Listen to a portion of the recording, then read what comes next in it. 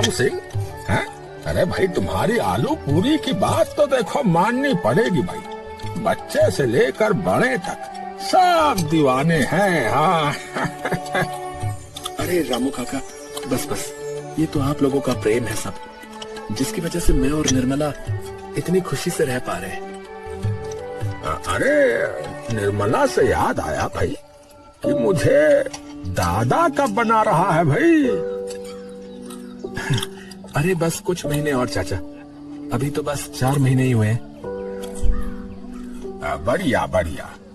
अच्छा ठीक है, कुछ सहायता चाहिए हो तो शर्माना मत बेटा, ठीक है? तू मेरे अपने बेटे की तरह है और मैंने कई बार बोला है तो बोल दियो। अच्छा जी जी चाचा, धन्यवाद आपका। अरे रामू काका, अरे सिर्फ आलू पूरी की वजह से नाम नहीं है हमरे शाम भाई का। हाँ, अरे पूरा गांव जो है इनका कितना सम्मान करता है। इनकी ईमानदारी और इनकी जो है दरिया दिली की वजह से इनका नाम है।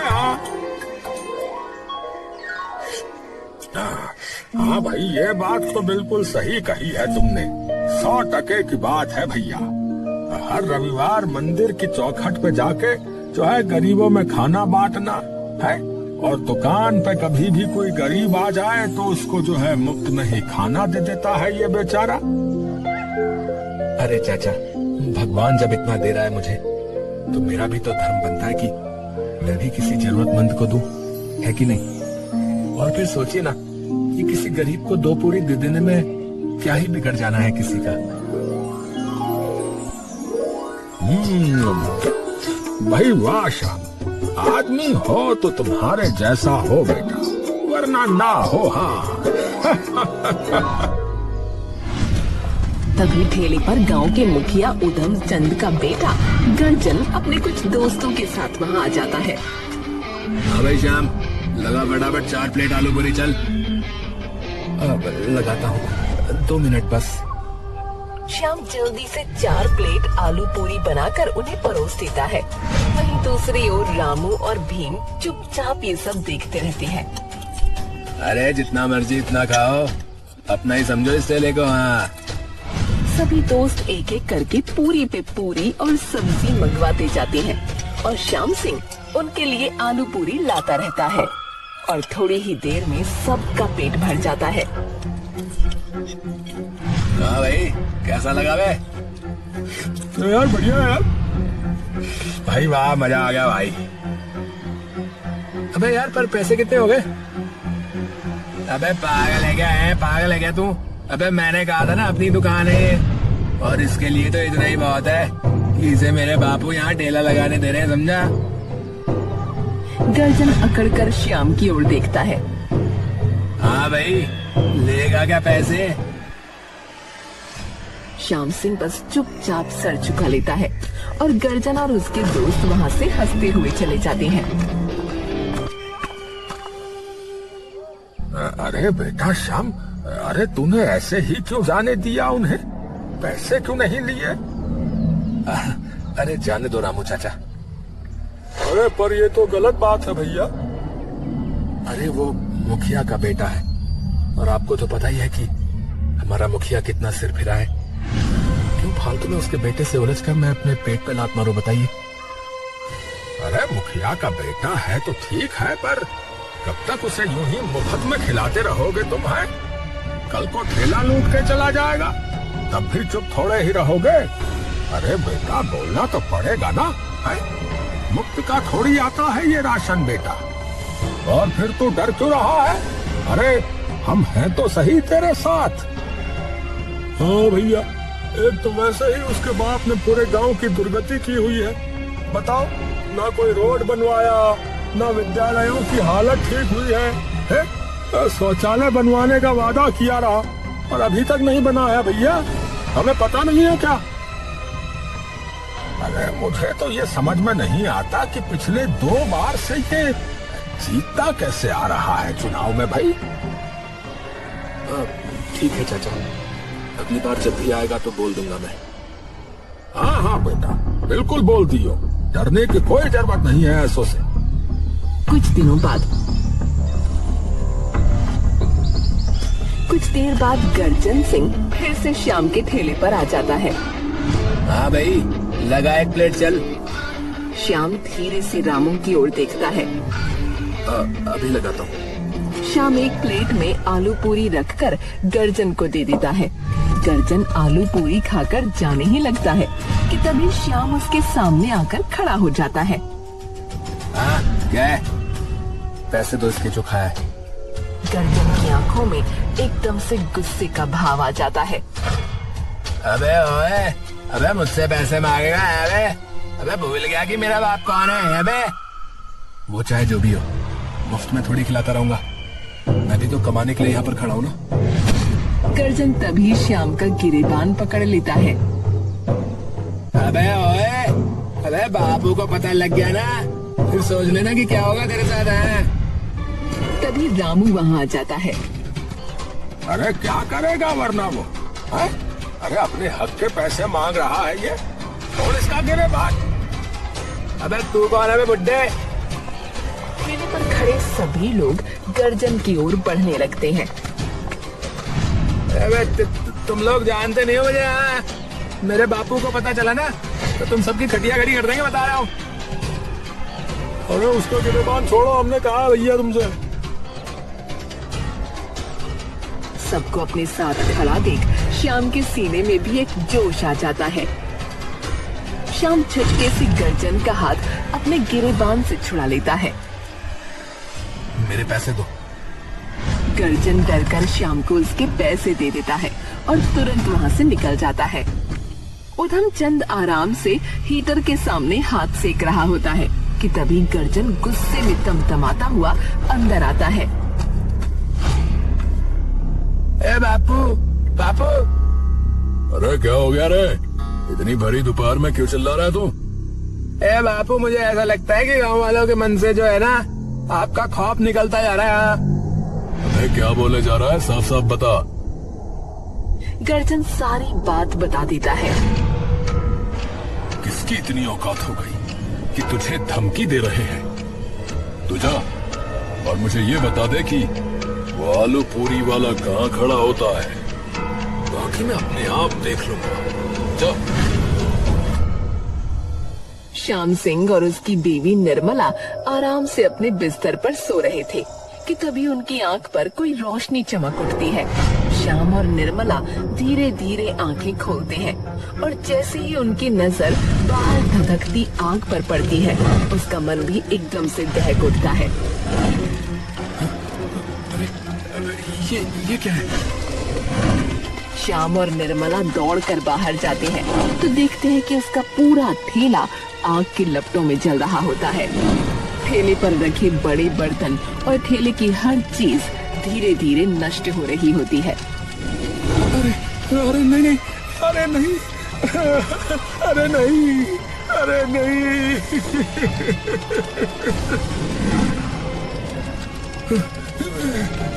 पानी, पानी। ये किसने किया? श्याम पानी की बाल्टी डालता है। तभी निर्मला को अपने घर की खिड़की पर एक कागज रखा दिखता है। ये क्या है? क्या हुआ? निर्मला जाकर वो कागज उठा लेती है। बाहर वाली खिड़की पर कोई ये रख कर गया था। क्या लिखा है इसमें? पढ़ना। अब की बार ठेला चलाया है, अगली बार से अगर तूने कुछ कहा मेरे बेटे को तो तेरा पूरा घर राख कर दूंगा। हे भगवान, मैं तो बर्बाद हो गया। अब क्या होगा? अब क्या होगा? हिम्मत मत हारो आप। सुबह रामू चाचा के पास जाना, वो कुछ ना कुछ जरूर करेंगे। शाम दिन चढ़ते ही रामू के घर पहुंचता है। चाचा, रामू चाचा। रामू दौड़ता हुआ बाहर निकल कर आता है। अरे श्याम बेटा, क्या क्या हो गया? रो क्यों रहे हो? क्या हुआ? अरे बेटा बताओ तो सही, क्या हुआ है? श्याम रामू को सारी बात बताकर वो कागज दिखाता है। अरे सत्यानाश हो उस मुखिया का। क्या मर ही जाए तो बढ़िया हो। हमारे गांव की छाती पे रखा पत्थर है एकदम। चाचा, चाचा अब क्या होगा चाचा?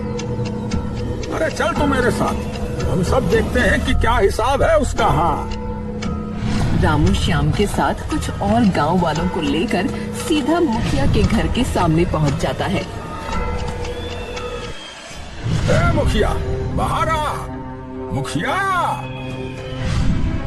मुखिया जी, बाहर हल्ला मचाया हुआ उस आलूपुरी वाले ने, और ऊपर से अपने साथ 4-5 लोग और लेकर आया। अरे मेरा मुंह क्या देख रहा है? सूद सालों को जाके जा। सभी लोग मुखिया के घर के बाहर खड़े होकर जोर जोर से नारे लगाने लगते हैं कि तभी हरिया और उसके साथ सारे गुंडे वहां आ जाते हैं। हमें तुमसे नहीं, मुखिया जी से बात करनी है। अरे अभी मिलवाते हैं बेटा तुझे मुखिया जी से, रुक जा। हरिया और सभी गुंडे आकर वहां खड़े सभी लोगों पर डंडे की बरसात करते हैं और एक एक करके सभी लोगों को वहां से भगा देते हैं। जानवर कहीं का। निर्मला बेटी, तू कोई चिंता मत कर। अब क्या होगा चाचा? अब क्या होगा? बेटा जब तक उसके पास मुखिया की कुर्सी है ना, तब तक वो यूं ही मनमानी करता रहेगा। खुला सांड हुआ पड़ा है वो कमीना। तो अरे तो क्या, वो डरेगा तभी जब उससे उसकी कुर्सी छिने। हाँ, पर पिछले 2 बार से कोई आसपास भी नहीं आया उसके। अरे क्योंकि कोई भी अच्छा उम्मीदवार था ही नहीं। तो अब की बार किसे खड़ा करेंगे? अरे तुझे और किसे?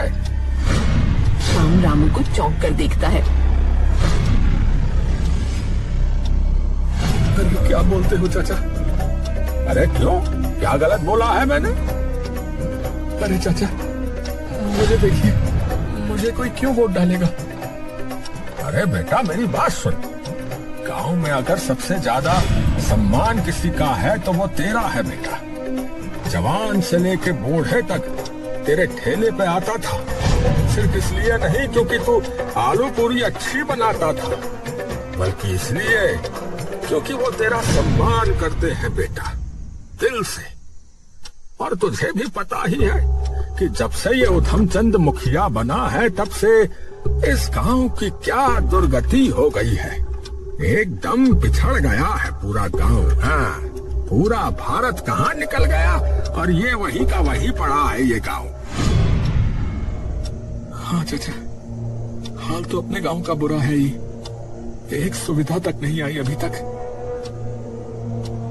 हाँ तो सोच कि अगर तू बन गया तो कम से कम गांव की समस्याओं का तो समाधान होगा कि नहीं।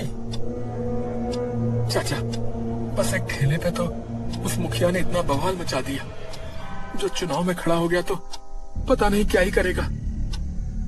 अरे तू एक बार आगे आके तो देख, फिर देख कैसे पूरा गांव तेरे पीछे आके खड़ा हो जाता है। हाँ, अरे कुछ नहीं कर पाएगा वो। हाँ, लोगों की ताकत तेरे साथ है बेटा, और जीतेगा तो तू ही, क्योंकि पूरा गांव उससे तंग है, समझा? सही कह रहे हो चाचा, और आप खुद बताओ, आप क्या चाहते हो कि आपका बेटा या बेटी ऐसे गांव में जन्म ले जहां उधमचंद जैसे भ्रष्ट लोग रहते हो? श्याम कुछ देर तक रामू और निर्मला को देखता रहता है। और चाचा, पैसा भी तो लगता है चुनाव में, पैसा कहां से आएगा इतना? अरे उसकी चिंता तू मत कर, वो हम अपने आप कर लेंगे।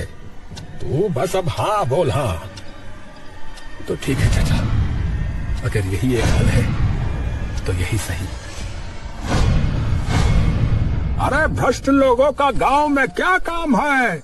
हमारा मुखिया तो श्याम है। हमारा मुखिया श्याम है। हमारा मुखिया श्याम है। हमारा मुखिया श्याम है। हमारा मुखिया श्याम है। हमारा मुखिया श्याम है। हमारा मुखिया श्याम है। हमारा मुखिया श्याम है। हमारा मुखिया श्याम है। गांव वालों की आवाज सुनकर मुखिया उधमचंद बाहर आ जाता है और देखता है कि अब की बार चुनाव में श्याम भी खड़ा हो चुका है। मुखिया एक मुस्कान के साथ श्याम की तरफ देखता है और वापस अंदर चला जाता है। उधम चंद जैसे ही अंदर जाता है, आराम से बैठकर अखबार पढ़ने लगता है। तभी उसका बेटा गर्जन भी वहाँ जाता है। ए बापू, वो 2 कौड़ी का श्याम चुनाव में खड़ा हो रहा है, देखा आपने? देखा। अरे तो कुछ करे तो सही। अरे चिंता मत कर रहे, कुछ नहीं होगा। इस जैसे पहले भी मेरे खिलाफ खड़े हुए हैं, पर पिछले 2 बार से हम ही जीत रहे हैं ना।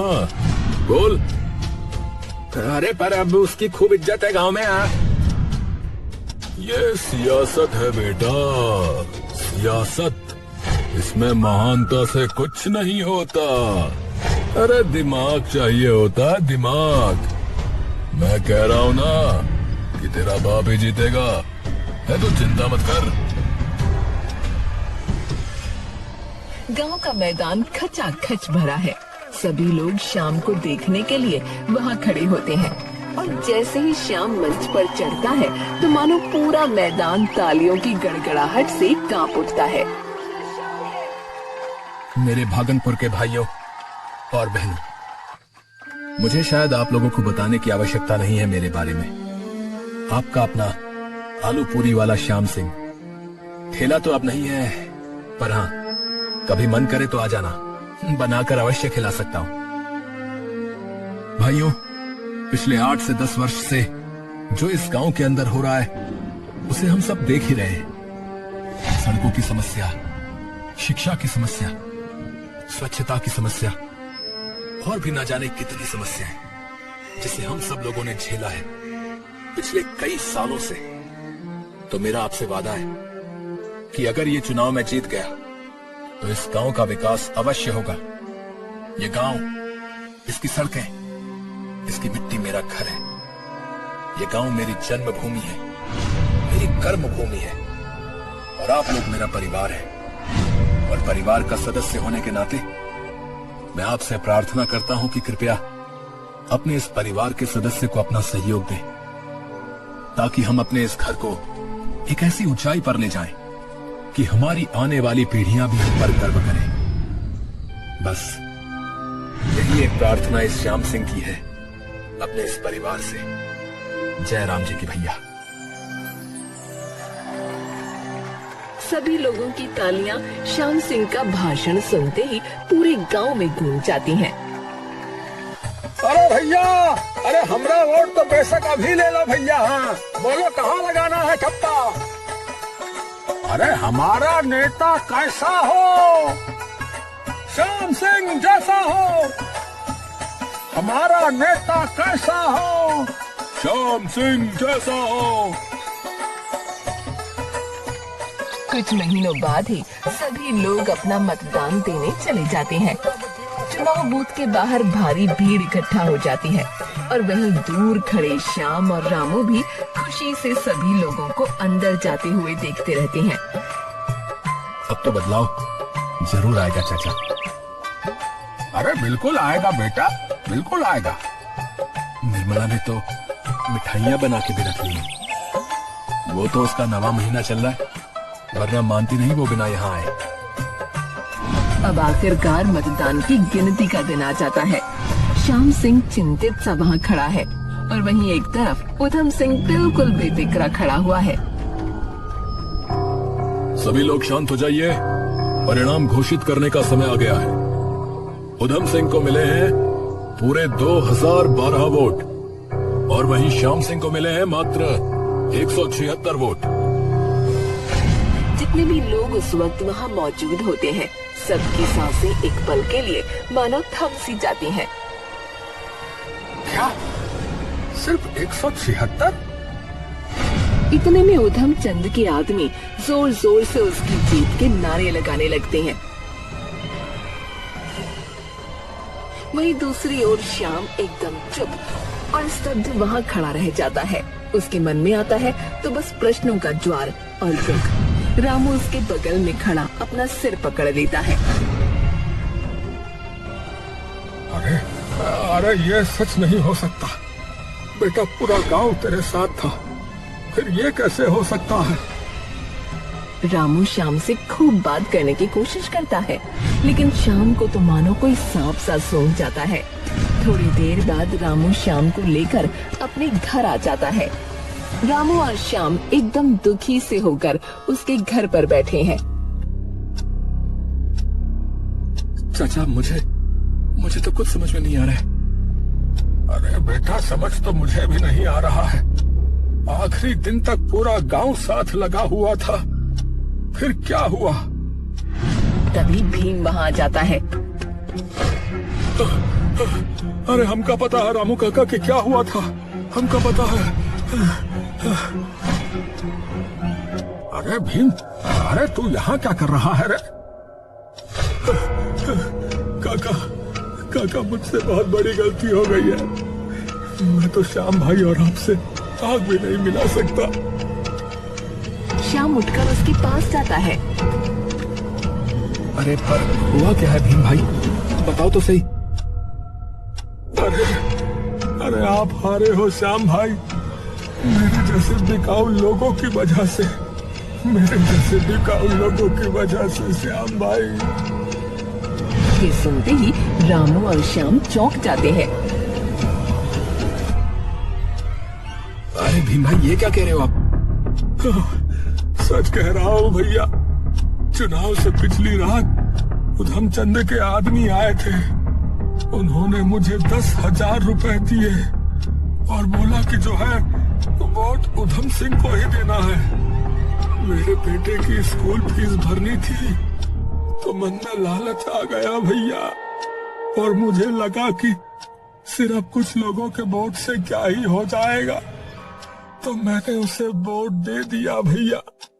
पर मुझे तब पता चला जब वो जीत गया कि उसने सिर्फ मुझे नहीं बल्कि गांव के हर इंसान को जैसे हो सकता है वैसे, मतलब पैसा, शराब, यहाँ तक कि मारने की धमकी भी दी है भैया। ये सुनते ही श्याम और रामू दंग रह जाते हैं। मुझे माफ कर देना श्याम भाई।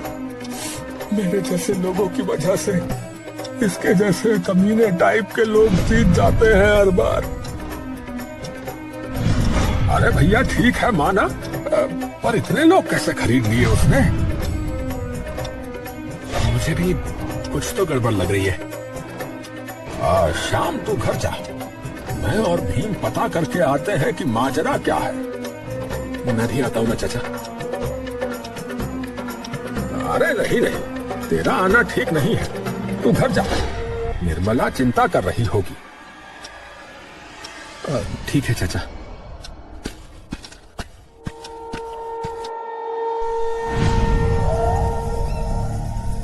रामू और भीम जिला पंचायत के दफ्तर की दीवार के साथ झुककर आगे बढ़ते हैं, जहां दरवाजे पर पहरेदार लाठी पकड़े कुर्सी पर आधी नींद में झूम रहा होता है। अरे भीम सुन, सीधा सामने से नहीं जा सकते हैं, उसका ध्यान बटाना होगा, समझे?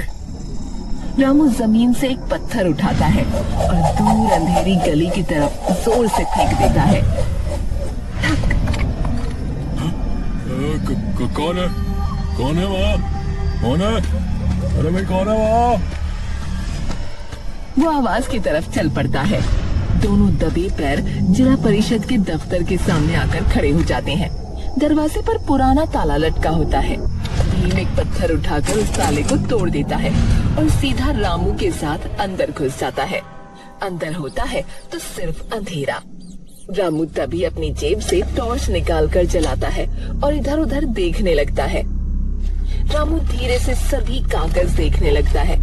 अचानक भीम के हाथ में एक मोटी सी फाइल लग जाती है, जिस पर लिखा होता है मतदान सूची। रामू काका, अरे मिल गया, ये देखो। चल लेकर चल इसे फटाफट। पर ये तो जुर्म होगा रामू काका। अरे अगर उधमचंद बना रहा इस गांव का मुखिया तो जुर्म इससे भी बड़ा हो जाएगा, समझा? सोच ले फिर अगले 5 साल कैसे भुगतेगा उसको तू। हाँ, रामू और भीम दौड़ते हुए सीधा श्याम के घर आ जाते हैं। अरे अरे क्या हुआ? और धीरे बोलना, निर्मला सो रही है। रामू और भीम श्याम को फाइल दिखाते हैं। अरे भैया, अरे घपला बहुत बड़ा हुआ है। साजिश रची है तुम्हारे खिलाफ, साजिश। क्या कह रहे हो भैया? कौन सी साजिश? अरे पहली ये कि आधे लोग तो वोट देने ही नहीं आए भाई, और उनके नाम के सामने वोट का ठप्पा लगा हुआ है। मतलब ये कि इन्होंने वोट दिया है, ये बता रहा है। आपको कैसे पता?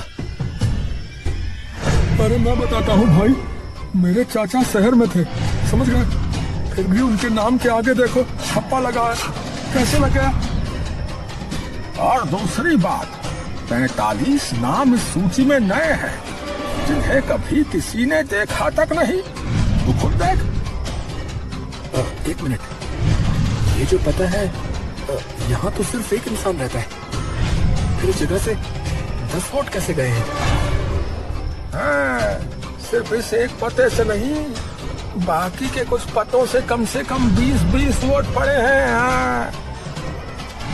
तो आप? अरे कल सबूत के साथ जाएंगे पुलिस को लेकर जिला पंचायत के दफ्तर, और जो भी इसके पीछे है उसे सजा जरूर दिलवाएंगे। अगले दिन रामू और श्यामू थाने जाकर उस घपले की शिकायत दर्ज कर देते हैं। उस घपले में उधम चंद के साथ जिला पंचायत के कई अफसरों के नाम भी आते हैं। देखिए, हमने सभी सबूतों की जांच कर ली है और उधम चंद को अभी से ही गांव के मुखिया पद से निष्कासित किया जाता है, और 2 हफ्ते बाद फिर से गांव में चुनाव कराए जाएंगे, और इस बार सारी चीजें मेरी देखरेख में की जाएंगी। आप निश्चिंत रहिए। आपका बहुत बहुत धन्यवाद डीएम साहब। और ठीक है, धन्यवाद। 2 हफ्ते बाद गांव में दोबारा चुनाव कराए जाते हैं, लेकिन इस बार मतगणना पूरी ईमानदारी और पारदर्शिता के साथ होती है, और आखिर में वो दिन आ जाता है जिसका इंतजार शाम को बेसब्री से होता है। इस बार के चुनाव में उधम सिंह को मिले हैं 26 वोट और श्याम सिंह को मिले हैं भारी मात्रा में 1500 वोट। श्याम खुशी से उछलकर रामू के गले लग जाता है। अरे 1500! जीत गए चाचा, हम जीत गए चाचा, हम जीत गए चाचा। अरे हम नहीं बेटा, अरे पूरा गांव जीत गया बेटा, पूरा गांव जीत गया। तभी श्याम की नजर वहाँ तंग खड़े उधम सिंह पर पड़ती है। श्याम छाती तान कर उधम सिंह के पास जाता है। क्या हुआ उधम चंद? अब भी मेरा घर चलाओगे? अरे ओ, ये खुशी ज्यादा दिन तक नहीं रहेगी तुम्हारी। यहाँ मुझे लगता है कि मुखिया बनना आसान है? एक बात तो पक्की है उधम सिंह, कि उसके बारे में तुम्हें कुछ नहीं पता, क्योंकि तुमने कौन सा फर्ज निभाया मुखिया का? बोलो, तुम्हारे लिए तो आसान ही था ना। और अगर दिक्कत आती है तो आए फिर।